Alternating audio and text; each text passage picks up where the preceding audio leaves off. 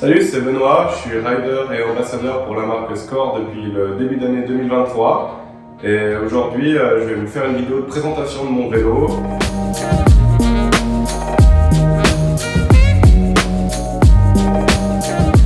Je vais vous expliquer mes composants et ainsi que mes réglages et pourquoi j'ai choisi ces réglages. La couleur de ce vélo, c'est la couleur Midnight Disco. Elle est incroyable cette couleur, en fait elle va être plus ou moins flashy en fonction de la luminosité ambiante. Du coup, s'il fait sombre, elle est sombre, et s'il fait lumineux, on va voir toutes les paillettes ressortir comme une goutte de disco et c'est incroyable. Alors mon vélo qui est le Score 4060 LT, donc LT c'est la configuration Long Travel, sachant qu'on peut avoir la configuration ST, donc Short Travel. C'est un cadre qui est tout en carbone, il est en taille L, donc moi je mesure 1m85 et L ça me permet d'avoir un vélo qui est quand même assez stable. J'ai toujours eu l'habitude d'avoir des vélos assez grands et assez stables, surtout pour rouler à Squamish, on a un terrain qui est très rocailleux et plutôt bien défoncé.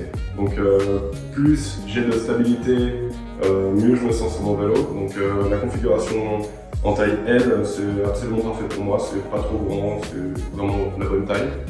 Alors pour le montage, j'ai mis la configuration mulet dessus. J'ai pu essayer le full 29 et le mulet, et c'est vrai que le mulet c'est vraiment plus adapté à ma pratique. Avec du coup une roue arrière en 27,5 et la roue avant en 29 qui permet de pouvoir bien charger sur la roue avant et d'avoir quand même beaucoup de mobilité à l'arrière, donc pour tout ce qui est saut ou alors quand il faut mettre ses fesses sur la roue arrière pour aller dans le vraiment raid ou sur des rock face. Pour ma pratique qui est le freeride, le meilleur compromis ça reste le mulet.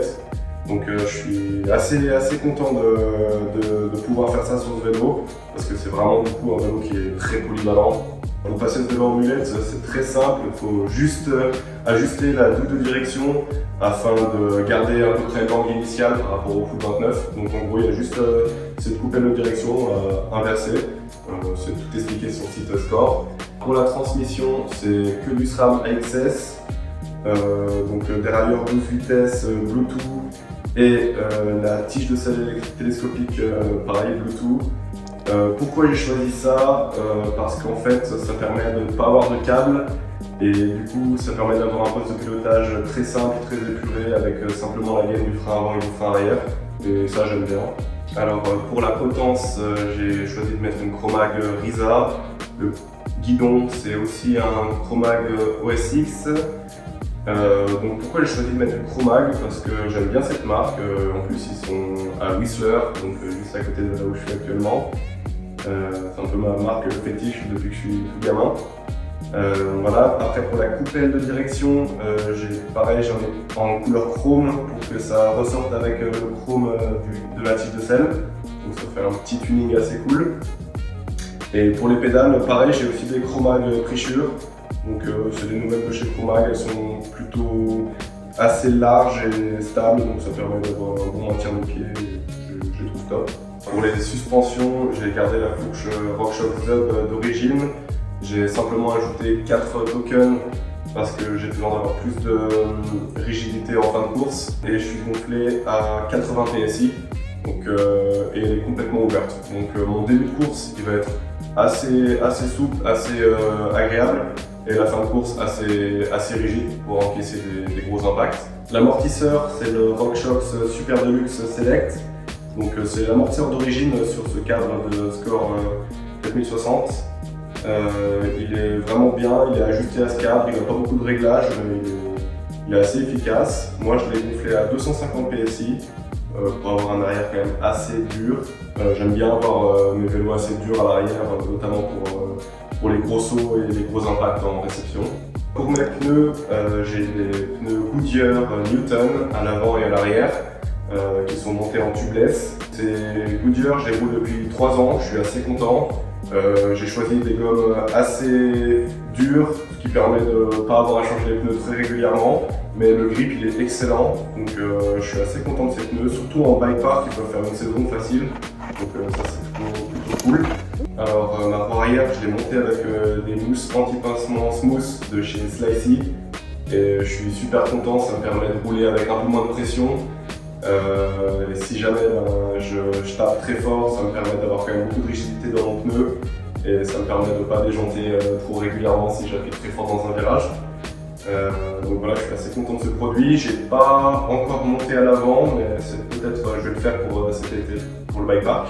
Pour les roues, à l'avant, j'ai une Promag BA30. Elle est top cette roue, elle bouge pas d'un millimètre.